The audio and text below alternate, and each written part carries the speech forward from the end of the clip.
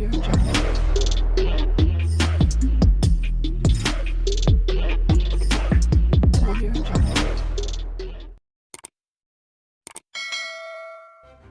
kasih kerana memilih channel ini. Sebelum kita mulakan video ini, sila pertimbangkan untuk menekan butang like, share dan subscribe dan aktifkan butang lonceng anda agar anda sentiasa mendapat info-info percuma pada setiap hari dari channel kami. Dan tinggalkan komen anda kerana komen anda amatlah dihargai.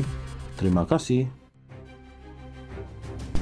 Tuduhan rasuah melibatkan Adun Sabah muncul selepas seorang pendedah maklumat membocorkan beberapa video menunjukkan wakil rakyat didakwa membincangkan wang yang diterima bagi menyokong bidaan syarikat tertentu untuk projek negeri. Pendedah maklumat tersebut yang mengakui dirinya sebagai pemberi rasuah berkata, dia sedia berkongsi semua bukti yang dimilikinya kepada Suruhanjaya Pencegahan Rasuah Malaysia SPRM, tetapi meminta pihak berkuasa memberikan dirinya perlindungan di bawah Akta Perlindungan Pemberi Maklumat WPA.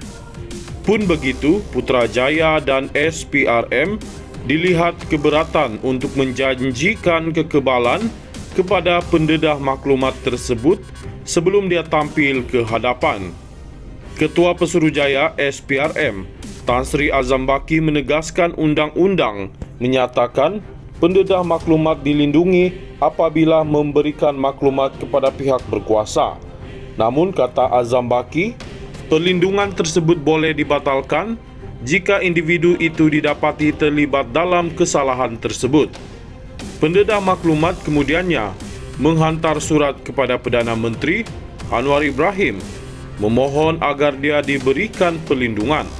Tetapi permintaan itu ditolak pemimpin negara yang menggesa pihak berkuasa turut menyiasat pemberi rasuah tersebut. Selepas itu, pendedah maklumat tersebut menulis surat terbuka kepada Yang di-Pertuan Agong Sultan Ibrahim Sultan Iskandar memohon baginda untuk menyemak bukti yang dimilikinya dan memutuskan jika dia harus diberikan perlindungan. Ketika dia terus berusaha mendapatkan perlindungan undang-undang, pendedah maklumat menerima ancaman bunuh yang mendorongnya membuat laporan polis.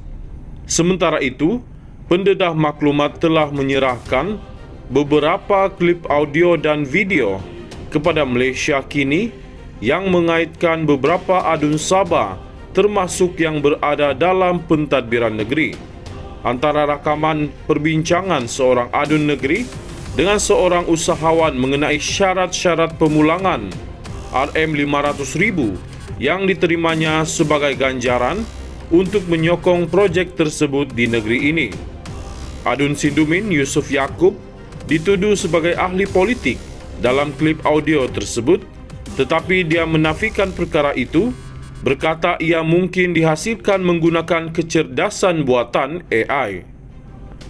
Ketua Menteri Sabah Haji Jinor pula menggesa siasatan dan berjanji akan bekerjasama secara telus dengan SPRM sambil menuduh pendedah maklumat mempunyai niat jahat. Pada hari sama, satu lagi klip video muncul turut diberikan oleh pendedah maklumat sama menampilkan bekas Ketua Pegawai Eksekutif CEO Sabah Mineral Management Sdn Bhd SMM, John T. Enggihon mendakwa Haji Ji telah menyalahgunakan kuasanya. Pada 13 November, Malaysia Kini menerbitkan satu lagi klip video. Kali ini menunjukkan perbualan antara pendedah maklumat dengan adun kemabung, Rubin Balang, dengan perbincangan melibatkan niat pendedah maklumat untuk menggunakan syarikat milik anak-anak Rubin bagi projek perlombongan setelah lesennya yang terdahulu dibatalkan.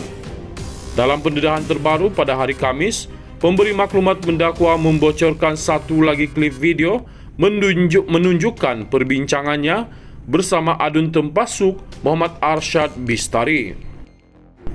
Tuduhan rasuah melibatkan adun Sabah muncul selepas seorang pendedah maklumat membocorkan beberapa video menunjukkan wakil rakyat didakwa membincangkan wang yang diterima bagi menyokong bidaan syarikat tertentu untuk projek negeri. Pendedah maklumat tersebut yang mengakui dirinya sebagai pemberi rasuah berkata, dia sedia berkongsi semua bukti yang dimilikinya kepada Suruhanjaya Pencegahan Rasuah Malaysia SPRM, tetapi meminta pihak berkuasa memberikan dirinya perlindungan di bawah Akta Perlindungan Pemberi Maklumat WPA.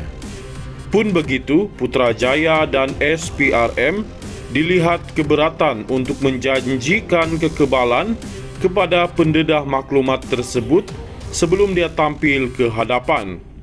Ketua Pesuruhjaya SPRM, Tan Sri Azam Baki menegaskan undang-undang menyatakan pendedah maklumat dilindungi apabila memberikan maklumat kepada pihak berkuasa.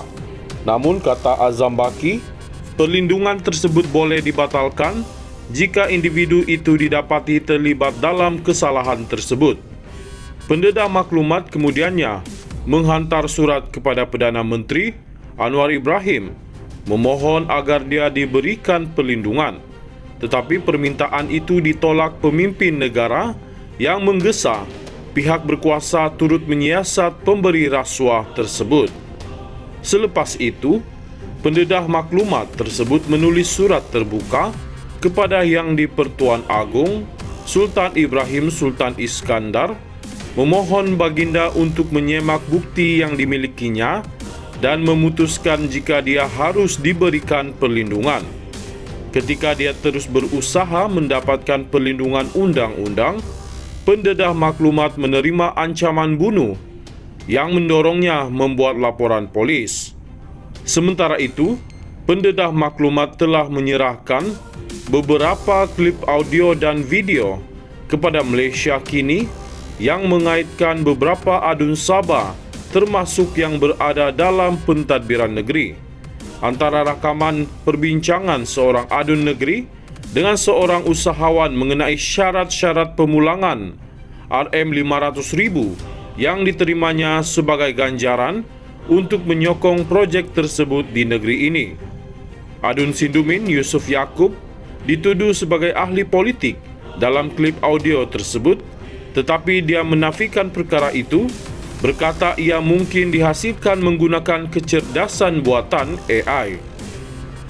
Ketua Menteri Sabah Haji Jinor pula menggesa siasatan dan berjanji akan bekerjasama secara telus dengan SPRM sambil menuduh pendedah maklumat mempunyai niat jahat. Pada hari sama, satu lagi klip video muncul turut diberikan oleh pendedah maklumat sama menampilkan bekas Ketua Pegawai Eksekutif CEO Sabah Mineral Management Sdn Bhd SMM John T. Enggihon mendakwa Haji Ji telah menyalahgunakan kuasanya.